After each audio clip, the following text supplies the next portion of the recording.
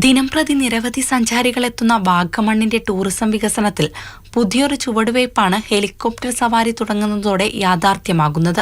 പദ്ധതിയുടെ പ്രാരംഭ പ്രവർത്തനങ്ങൾക്ക് തുടക്കം കുറിച്ചുകൊണ്ട് വാഗമൺ DTPC അഡ്വഞ്ചർ പാർക്ക് കവാടത്തിനുള്ളിൽ സ്ഥലം കണ്ടെത്തി പരിശോധന തുടങ്ങി.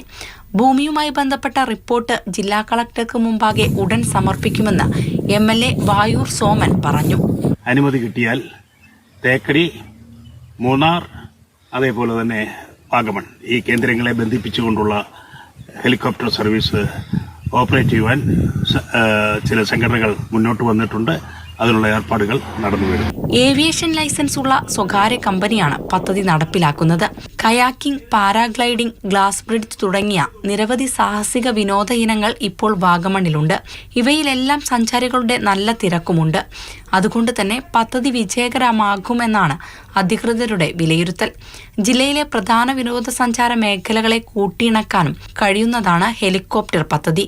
മാതൃഭൂമി ന്യൂസ്, കുമളി.